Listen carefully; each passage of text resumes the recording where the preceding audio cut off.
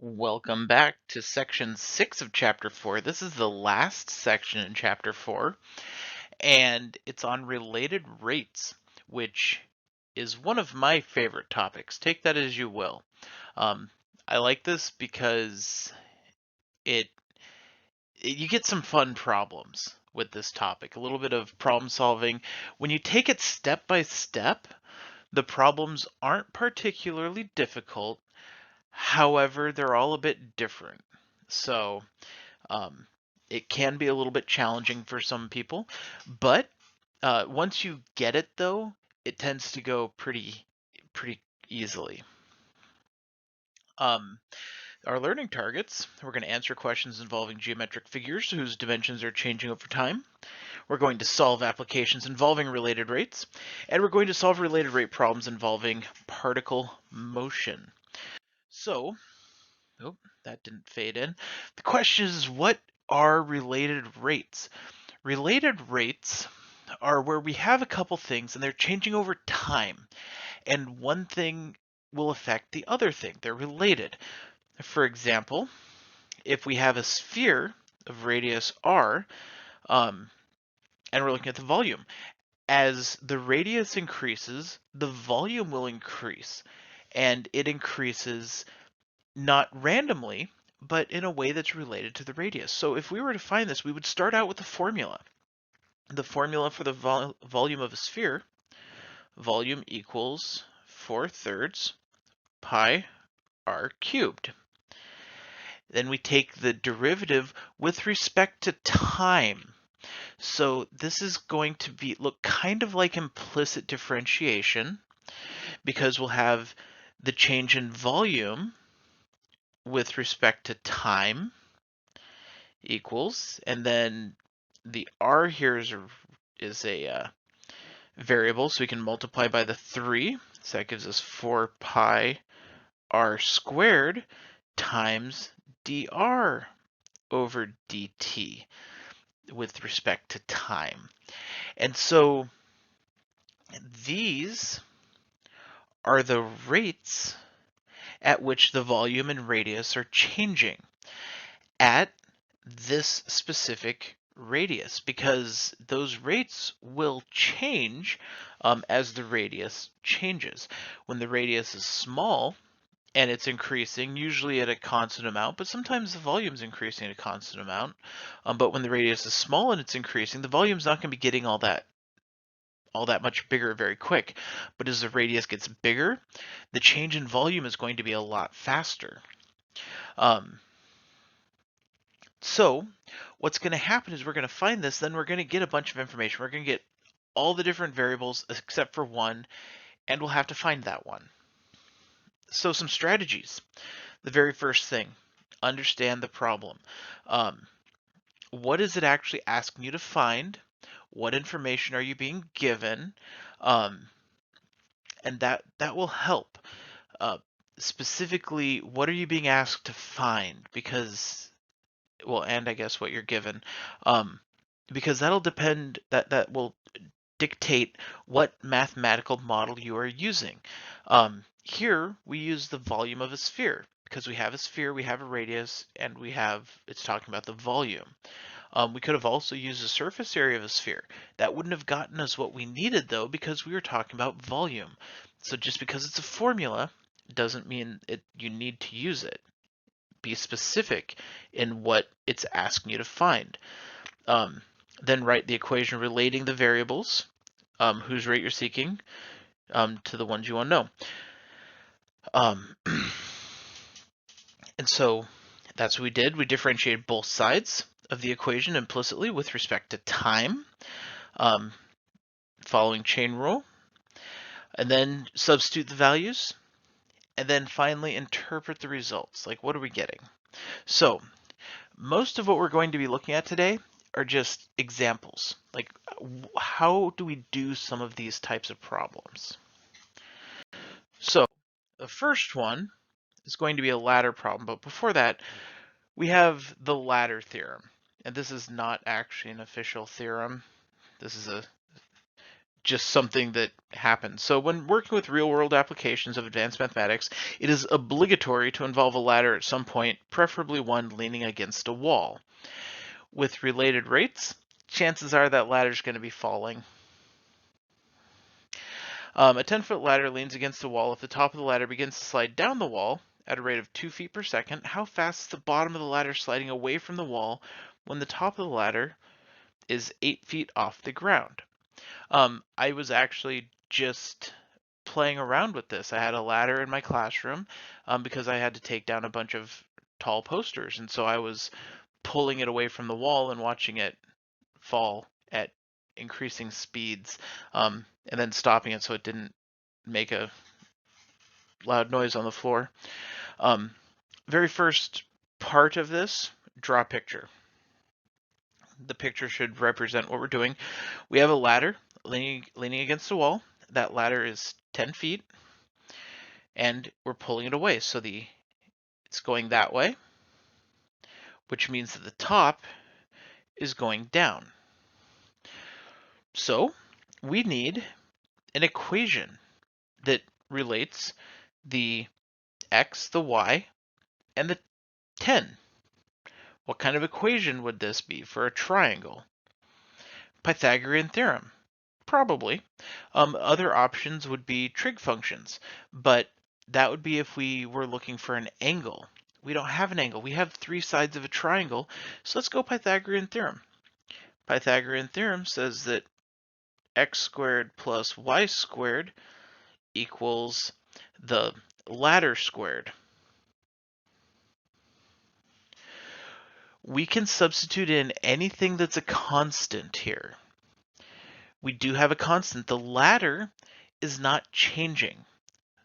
So we can substitute that in. X squared plus y squared equals 10 squared.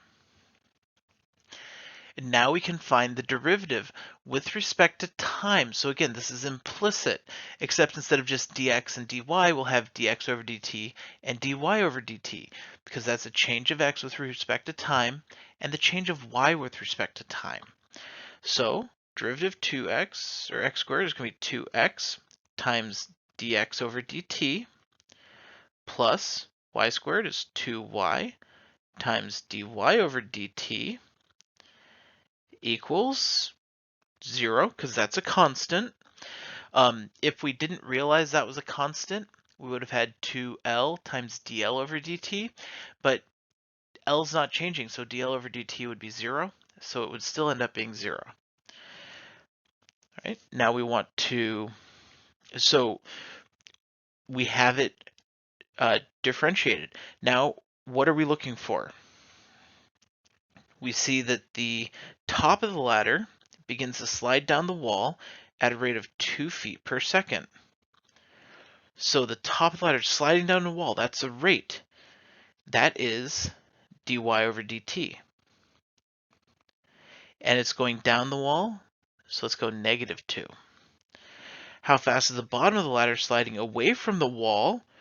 Ooh, that's dx over dt, because that's the speed that that's going. So we don't know that. That's what we're going to find out.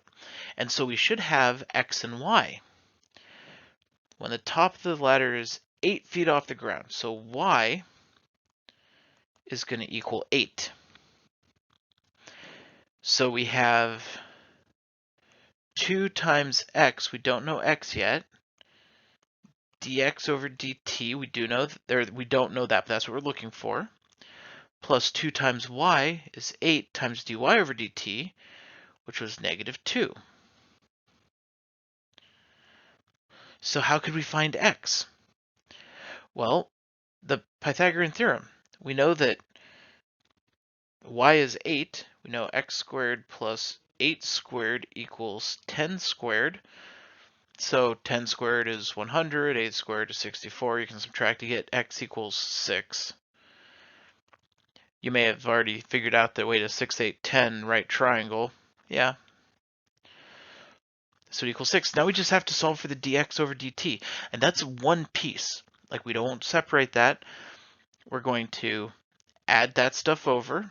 So we have 2 times 8 times 2 2 times 8 was 16, times 2 is 32. So it's all negative. When we add it over, that'll be positive. So we have 12 dx over dt equals 32. Divide by 12. So dx over dt equals, we can reduce this just a bit. We could divide them both by 4 to get 8/3 feet per second. So the bottom of the ladder is moving away from the ground at 8/3 feet per second when the top of the ladder is 8 feet off the ground. So this is the basic principle of the problem. What happened here? We found a formula. We substituted in the stuff that was constant. We took the derivative with respect to time, so it looks like we did it implicitly. We substitute in the values that we know, which leaves us with one value we don't know, and then we solve for that. It's going to be the same steps over and over and over again. So, another one. An oil tanker has an accident and oil pours out at a rate of 150 gallons per minute. Suppose that oil spreads over the water at a thickness of 1/10 inch. Given that 1 cubic feet equals 7.5 gallons, determine the rate at which the radius of the spill is increasing when the radius reaches 500 feet. So there's a lot going on there. First of all, we have a formula. We've got a circle forming, but this isn't a circle and the area of a circle. Sometimes this problem sets up as a circle and the area of a circle. But in this case, it gives us a thickness of 1/10, so it is no longer a circle. This is a cylinder, which is good because cylinders have volume and a gallon is a volume. So the volume of a cylinder is base times height. We have the base is a circle, so we have pi r squared times the height. Now, in this case, the height is a constant. It says it spreads over the water at a thickness of 1/10 of an inch. Well, that would be great if we were dealing in inches, but we are not. We have to convert that. So 1/10 of an inch times, let's see, this is inches. So times 1 foot for every 12 inches. Inches cancel, and that'll give us feet. So we have 1 over 120 feet is going to be what h equals. So the volume equals pi over 120, because that's the times h, r squared. Now we can take the derivative of both sides. dv over dt equals, we'll multiply by 2, which will give us pi over 60 times r times dr over dt. So what are we looking for? We already talked about, we have the gallons per minute. That's dv over dt. It's going to be 150. That's a volume, or it's a rate of volume, equals pi over 60. And then given that 1 cubic foot equals 7.5 gallons, determine the rate at which the radius of the spill is increasing. So the radius right now is in feet. Well, we don't want gallons per minute. We're going to change that to cubic feet. This is a unit conversion issue. So we have 150 gallons per minute. We'll just go with minute times we'll have 1 cubic foot over 7.5 gallons. So our units will cancel. So this will give us 150 over 7.5, which is 20.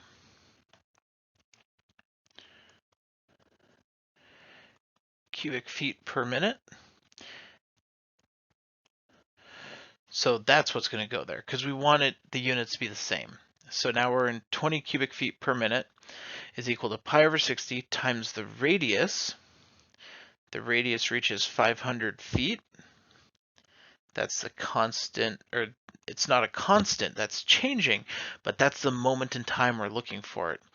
And at once determine the rate at which the radius of the spill is increasing. That's dr over dt, so that's what we don't know.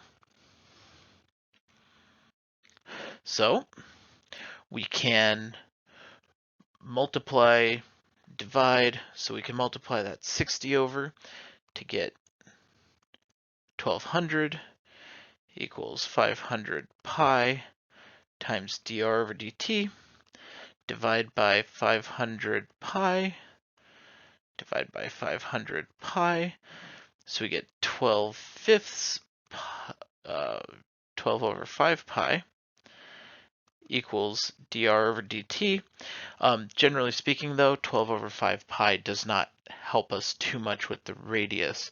So let's go 12 divided by 5 pi to get dr over dt is 0.7639, and then units, it's radius, so it's feet per minute, because that's the type of unit we're using. We're looking at feet, we're looking at minutes. So when the radius reaches 500 feet, it's going to be increasing by 0.7639 feet per minute. And being that the volume is the same, the volume that's being poured in the dV over dt is the same, the radius is going to be increasing at a slower rate as it spreads out because there's more volume for that little bit of radius. So, but again, steps here are the same. We started out with formula. Substitute in the constants. Take the derivative implicitly with respect to time. Plug in all the values that we know to solve for what we don't know to get the answer. Same steps. Another one, air being pumped into a spherical balloon so its volume increases at a rate of 100 cubic centimeters per second. How fast is the radius of the balloon changing when the diameter is 50 centimeters? So our volume of a spherical balloon, volume equals 4/3 pi r cubed. So first thing, before we make a horrible mistake here, radius, it gives us diameter, r equals 25 centimeters. Don't want to be that guy. So here there's nothing that's constant because the volume's changing, the radius is changing. So we can take the derivative with respect to t, dv over dt equals, multiply by 3, so we get 4 pi r squared times dr over dt. And then what do we know? We know the radius is 25.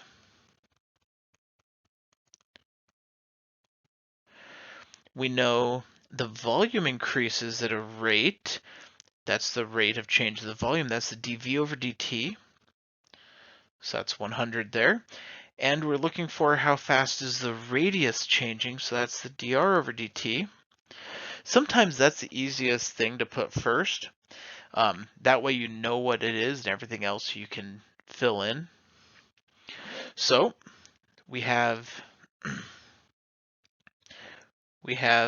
this we can divide by 4 pi times 25 squared divided by 4 pi times 25 squared, which will give us 1 over 25 pi equals dr over dt. And 1 divided by 25 pi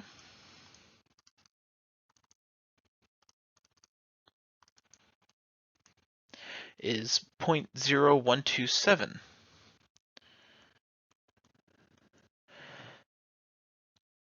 Centimeters per second will be dr over dt.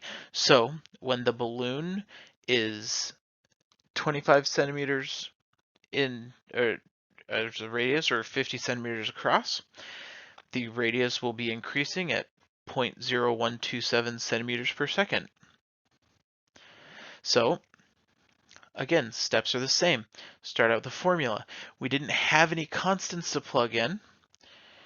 Find the derivative implicitly with respect to time. Plug in the values we know to solve for the one that we don't.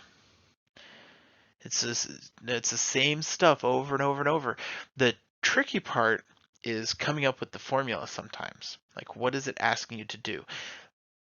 Read the question carefully and practice. Get the exposure to these questions. That's the way to be able to do it. All right, one more. A spectator at an air show is trying to follow the flight of a jet. The jet follows a straight path in front of the observer at 540 miles per hour. At its closest approach, the jet passes 600 feet in front of the person. Find the maximum rate of change of the angle between the spectator's line of sight and the line perpendicular to the flight path as the jet flies by. So drawing a picture here helps. Sometimes when the questions are especially kind of confusing and hard to write, they will give you a diagram. So here we have the plane. It's going this way at 540 miles per hour. It's 600 feet this way, and that's a constant. Find the maximum rate of change of the angle between the spectator's line of sight and the line perpendicular to the flight path as the jet flies by. So we're looking for that. So we have an angle and a couple sides. That's going to give us a trig function. Before we get too into it, we want to make sure that we are using the same units. We have miles per hour and we have feet. We're going to want the same unit. So we could either go in feet or we could go in miles. Let's go in miles because 540 miles per hour is going to be a lot of feet per hour. We could change it to feet per second. Angles line of sight. Actually, if we change it to feet per second, then the angle will be per second, which is probably better than per hour. We don't usually look at angles changing per hour. So let's change the, and it'll give practice changing making a conversion. So we have 540 miles per hour. All right, so then we need times. We're going to need feet per mile. We have 500 or 5,280 feet in 1 mile. And so that'll change it to feet because the miles will cancel. And then we have 1 hour for 60 minutes. Hours cancel, and we're left with minutes times 1 minute for 60 seconds. Minutes cancel. So we'll be left with feet over seconds, and we just need 540 times 5,280 divided by 60 and divided by 60. So 540 times 5,280 divided by 60 divided by 60 gives us 792 feet per second, which the number is similar to the 540, but now we have units. So with our angle here, we're looking at the opposite and the adjacent, which means we need tangent. And we'll just go tangent of the angle equals opposite over adjacent. The adjacent is a constant. So tangent of the angle equals the opposite over 600, because that's what the adjacent was. So now we can take the derivative. Derivative tangent secant squared theta times d theta over dt equals the derivative of the opposite. We go 1 over 600 times derivative of the opposite over dt. We're looking for the maximum rate of change of the angle. That's the d theta over dt. So the secant squared theta, we're going to know this, or at least we're going to know the theta that goes in there.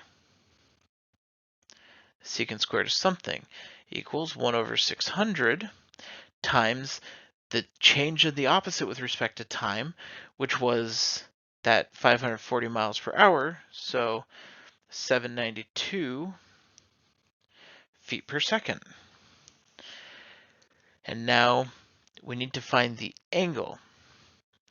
So, as closest approach, the jet passes 600 feet in front of the person. Find the maximum rate of change of the angle between the spectator's line of sight and the line perpendicular to the flight path as the jet flies by. So the angle, the maximum rate of change of the angle, is going to be right there when it's straight on. That's when it's going to be the fastest, because then you're just going to kind of watch it go off into the distance. So it's when the angle is 0 is when we're going to get that. Sometimes it'll give us more clues in this one. This one required a little bit of other knowledge. Secant squared of 0, that's 1 over cosine squared 0. Cosine of 0 is 1. So we have 1 over 1 squared. So that's just 1. So we get d theta over dt equals 792 over 600.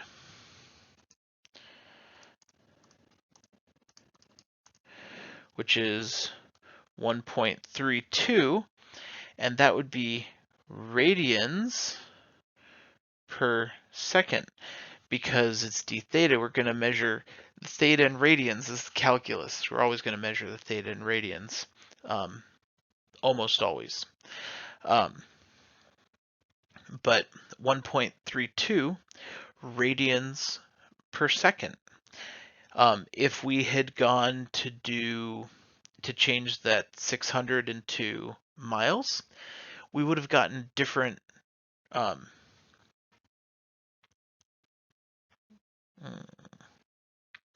Actually, no, we would have gotten the same thing if we changed the 600 into miles.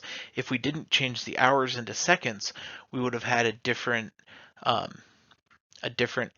d theta over dt, but it would be radians per hour. So it would have still worked out. So again, though, the process is here. We have a formula. We plug in what's constant. We take the derivative implicitly with respect to time. Plug in the values we know to solve for the one we don't. Drawing a picture definitely helps out. So all of these are kind of the same, but as you saw, like with these examples, they're all just a bit different because the formula is a little bit different. But this is what we're working on. There's not a lot of variation in the topic here. It's all just related rates. It's just the formulas are different, so every problem looks a little bit different. But I will see you in class when we will work on related rates. We're going to be following the adventures of a clown and see what kind of mischief this clown gets into. So I'll see you then. But until then, keep working problems, keep asking questions, and as always, happy mathing.